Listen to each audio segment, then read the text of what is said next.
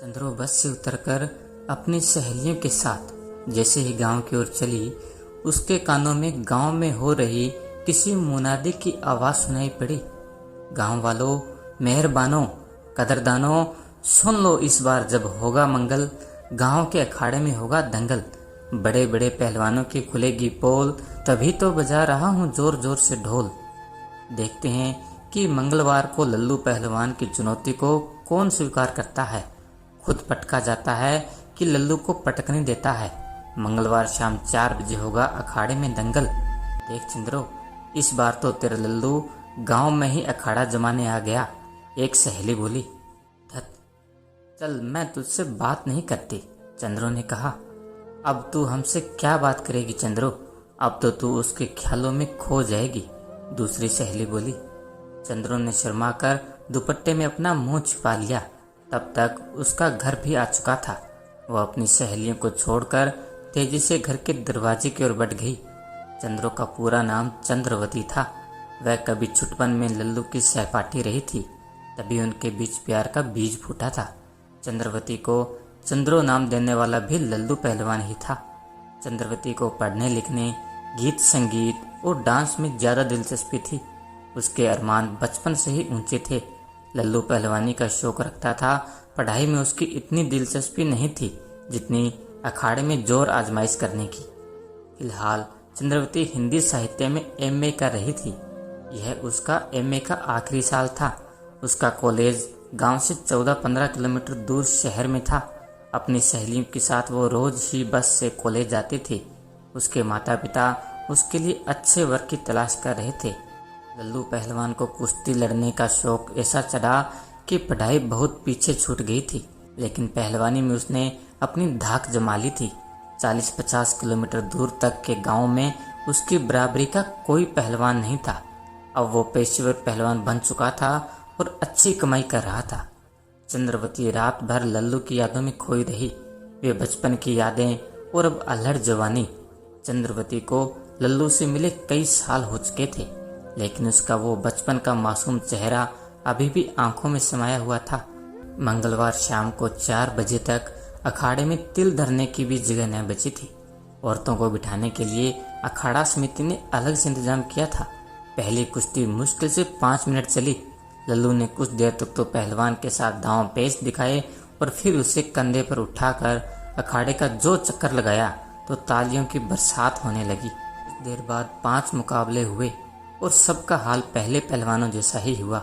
अब लल्लू के चेहरे पर थकान साफ नजर आ रही थी।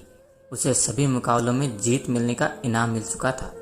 जब सब गांव वाले जाने लगे तो चंद्रवती की सहेलियां उसे लल्लू से मिलाने के लिए जबरन पकड़ के ले गई।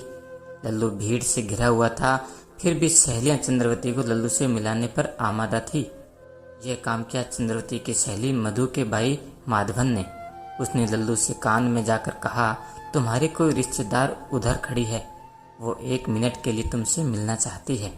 लल्लू उठ कर गया तो वहाँ 5-6 लड़कियां खड़ी थी, लेकिन उनमें से उसे कोई भी अपनी रिश्तेदार नजर नहीं आई। उसने पूछा, कहाँ है मेरी रिश्तेदार? पहलवान जी, अपने रिश्तेदार को भी नहीं पहचानते? बड़े पहलवान हो गए हो ना, इसलिए बचपन के रिश्ते को ही भूल गए, चंद्रवती की एक सहेली इंदु ने उल्हाना देते हुए कहा। चंद्रवती का दिल जोर जोर से धड़क रहा था कि कहीं लल्लू उससे भूल ही न गया हो। तब मधु ने कहा, किसी चंद्रो को जानते हो तुम? कोई चंद्रो पढ़ती थी तुम्हारे साथ बचपन में? चंद्रो का नाम सुनते ही लल्लू का चेहरा खिल उठा। उसके मुंह से अनायास ही निकला, अरे चंद्रो, हाँ, कहाँ है मेरी चंद्रो? ये सुनते ही चंद्रो शर्मा कर अपने आप में ही सिमट गई। सहेलियां मुस्कुरा पड़ी और लल्लू भी अपने उतावलेपन पर शर्मिंदा हो गया। कुछ ही दिनों में चंद्रवती लल्लू के घर आंगन को महकाने के लिए आ गई। कुछ दिन तक तो लल्लू चंद्रवती के प्यार में ऐसा खोया रहा कि पहलवानी के सारे दांव पेच ही भूल गया। दोनों एक दूसरे को पाकर बहुत खुश थे। उन दोनों की गृहस्थी बड़े आराम से पटरी पर चल रही थी। उन्हीं दिनों गांव में पंचायत के चुनाव आ गए। लल्लू की राजनीति में कोई दिलचस्पी न थी, लेकिन चंद्रवती को राजनीति विरासत में मिली थी। उसके दादा अपने गांव में कई साल प्रधान रहे थे और अब उसके चाचा राम सिंह अपने गांव के प्रधान थे। गांव वालों का लल्लू को प्रधान बनाने का इशारा था, लेकिन चुनाव आयोग ने उनके गांव के प्रधान का पद औरत के लिए रिजर्व कर दिया था। लल्लू को पूरा गांव अपने पक्ष में लग रहा था, इसलिए वह चाहकर भी मना नहीं कर सका और उसने चंद्रवती को चुनावी मैदान में उतार दिया। चुनाव एक तरफा रहा और चंद्रवती मालिनपुर गांव की प्रधान बन गई। शुरू में प्रधान के सारे काम लल्लू ही देखता था, लेकिन किसी कागज पर दस्तखत करने हो या फिर ग्राम प्रधानों की बैठक में जाना हो, तब चंद्रवती का जाना जरूरी हो जाता था। चंद्रवती पढ़ी लिखी थी, अफसरों से बात करना ठीक से जानती थी। ग्राम प्रधान के अपने हकों को भी वह अच्छी तरह समझती थी। धीरे धीरे ग्राम प्रधानी का कामकाज उसके हाथों में आने लगा और लल्लू किनारे लगने लगा। अब चंद्रवती प्राय मर्दों से शर्माती नहीं थी। उसे कहीं अकेले जाना पड़ता तो वह लल्लू की बात न जोहती थी। किसी को चंद्रवती से मिलना होता तो वह उससे सीधा मिलता। लल्लू सिर्फ दरबारी बनकर रह गया था। सिंहासन पर चंद्रवती बैठी थी। प्रधानों के संग में चंद्रवती जितनी खूबसूरत और पढ़ी लिखी कम ही औरतें थी, इसलिए प्रधान संघ का सचिव पद पाने में वो कामयाब हो गई। चंद्रवती के अरमान अब आसमान छूने लगे थे। वह मर्दों को दुनिया में मुकाम हासिल करने के गुर सिखाने लगी। लंगोट के कच्चे मर्द को एक ही मुस्कान से कैसे पस्त किया जा सकता है, ये वो अच्छी तरह जान गई थी। अब चंद्रवती हमेशा बड़े नेताओं और अफसरों से मेलजोल बढ़ाने में मौके तलाशने लगी। ये वह सीढ़ी थी जिस पर चढ़कर वो अपनी इच्छाओं के आसमान पर पहुंच सकती थी। एक बार प्रदेश सरकार का मंत्री भूरेलाल जिले के दौरे पर आया तो उसकी पार्टी के कार्यकर्ताओं ने उसका दौरा मालिनपुर में ही लगा दिया। चंद्रवती अपने दबदबे से मालिनपुर में तरक्की के अनेक काम करवा चुकी थी, जिसे देखने के लिए मंत्री को ग्राम प्रधान से मिलने की इच्छा और बढ़ गई। चंद्रवती ने पहले से ही मंत्री के लिए नाश्ते का इंतजाम घर पर ही कर रखा था।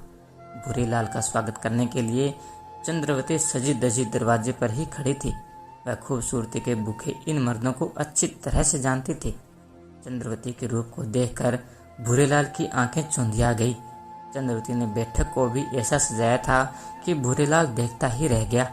जब चंद्रवती भूरेलाल के सामने बैठी तो वह गांव की तरक्की के काम की बात भूलकर उसकी खूबसूरती को देखने में मगन हो गया।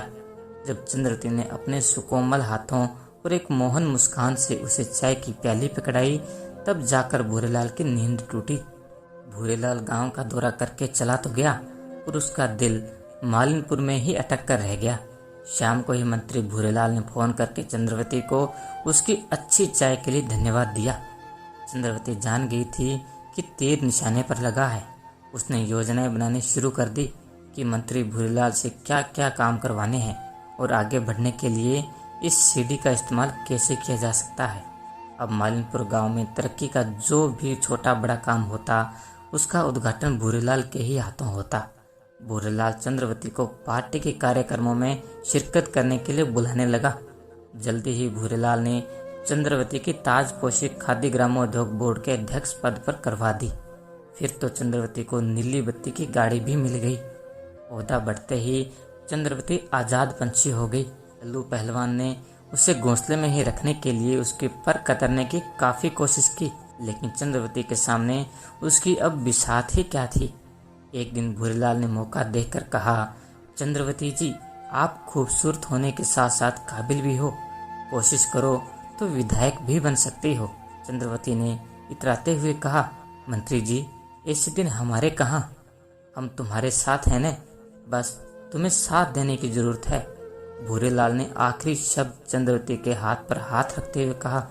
चंद्रवती मंत्री भूरेलाल के एहसानों से इतना दब चुकी थी कि वह कोई विरोध न कर सकी, सिर्फ अपना हाथ पीछे खींच लिया। भूरेलाल ने शक पकाते हुए कहा, चंद्रवती, देखो, राजनीति करने के लिए बहुत कुछ कुर्बान करना पड़ता है। अब देखो, विधायक का टिकट पाना है तो अनेक नेताओं से मिलना ही पड़ेगा। अब मैं तुम्हें प्रदेश अध्यक्ष से मिलवाना चाहता हूँ। उसके लिए तुम्हें लखनऊ तो चलना ही पड़ेगा। घर जाकर सोचना और हाँ और ना में जवाब देना। वैसे तो तुम समझदार हो ही। चंद्रवती इस हाँ और ना का मतलब अच्छी तरह समझती थी। घर पहुंचने पर वो कुछ दुविधा में थी। लल्लू से जब उसने लखनऊ जाकर प्रदेश अध्यक्ष से मिलने की बात कही तो उसने कहा, चंद्रवती, धीरे धीरे चलो, तुम उड़ रही हो। हम जितना ऊंचा उड़ते हैं उतना नीचे भी गिरते हैं। लेकिन चंद्रवती को लल्लू की बात समझ में नहीं आई। उसे लगा कि पहलवानी करते करते लल्लू का दिमाग भी छोटा हो गया। विधायक बनना है तो कुछ कुर्बानी तो देनी ही पड़ेगी। चंद्रवती प्रदेश अध्यक्ष से मिलने के लिए लखनऊ जाने की तैयारी करने लगी। बुझे मन से लल्लू भी उसके साथ लखनऊ गया। भूरेलाल ने उनके ठहरने का इंतजाम पहले से ही एक होटल में कर दिया था। अगले दिन भूरेलाल चंद्रवती को लेने होटल गया। चंद्रवती उसके साथ कार में बैठकर प्रदेश अध्यक्ष से मिलने चली गई। लल्लू को ये बात नागवार गुजरी। प्रदेश अध्यक्ष भी चंद्रवती की खूबसूरती को निहारता रह गया। मंत्री भूरेलाल ने चंद्रवती की तारीफ के पुल बांध दिए। प्रदेश अध्यक्ष ने चंद्रवती को विधायक का टिकट देने के लिए विचार करने का आश्वासन दिया। चंद्रवती को लगा जिससे उसे विधायकी का टिकट मिल ही गया। इसके बाद तो चंद्रवती पार्टी के नेताओं और मंत्रियों के घर और दफ्तर के चक्कर काटने में ही मशगूल हो गई।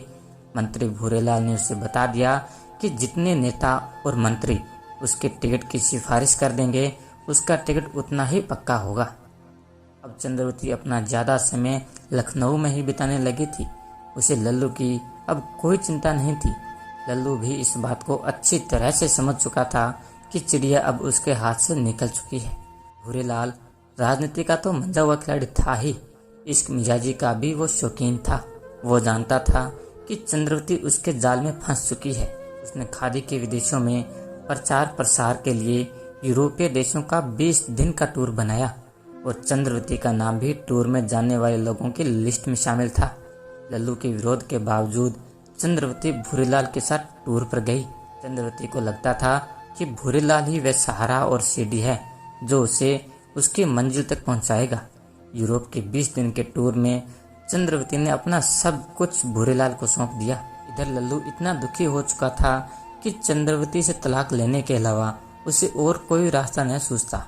उसने तलाकनामा के लिए वकील से कागजात तैयार करा लिए। चंद्रवती इसके लिए खुशी से तैयार थी। न अब उसे गांव पसंद था और न लल्लू। चंद्रवती भूरेलाल के जरिए और मंत्रियों से मिली। अब उसकी पौबाहर थी।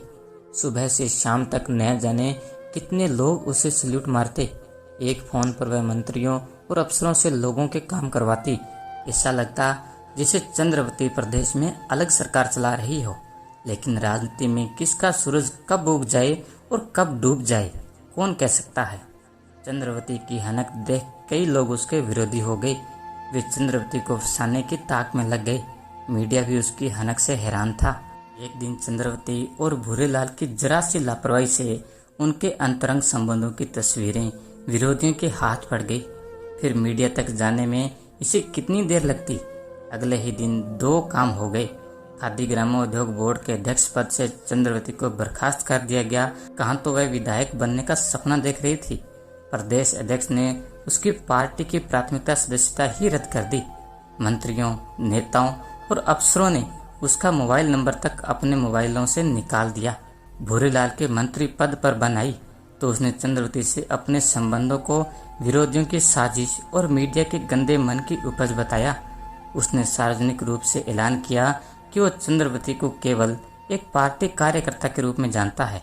उससे ज्यादा उसका चंद्रवती से कोई लेना देना नहीं है।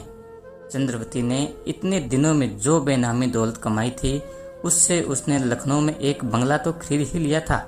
लेकिन राजनीतिक रुतबा खत्म होते ही उसकी सारी शान और शौकत पर रोक लग गई। अब उसका दरबार सूना हो चुका था। जल्दी ही चंद्रवती को अर्श से फर्श पर गिरने का एहसास हो गया। इस बेकदरी और अकेलेपन के चलते वो तनाव की शिकार हो गई। नींद की गोलियां उसका सहारा बनी। भूरेलाल उसके फोन को उठाता तक नहीं था। तब एक दिन उससे मिलने वह उसके दफ्तर पहुंच गई। अर्दली ने उसे रोकने की कोशिश की लेकिन वो मैडम ही कहता रह गया और वह उसके दफ्तर में पहुंच गई। उसके वहां पहुंचते ही भूरेलाल उस पर बिफर पड़ा। तेरे यहाँ आने की हिम्मत कैसे हुई? भूरेलाल, मैंने तुझ पर अपना सब कुछ लुटा दिया और अब कहता है कि मेरे यहाँ आने की हिम्मत कैसे हुई? बकवास बंद कर। जो औरत अपने आदमी को छोड़कर दूसरों के साथ हम बिस्तर हो वह किसी की नहीं होती और जो मर्द अपनी औरत को छोड़कर दूसरी औरतों के साथ गुलछरे उड़ाए वह किसका होता है? 2 कौड़ी की औरत जबान लड़ाती है। गार्ड, बाहर निकालो इसे।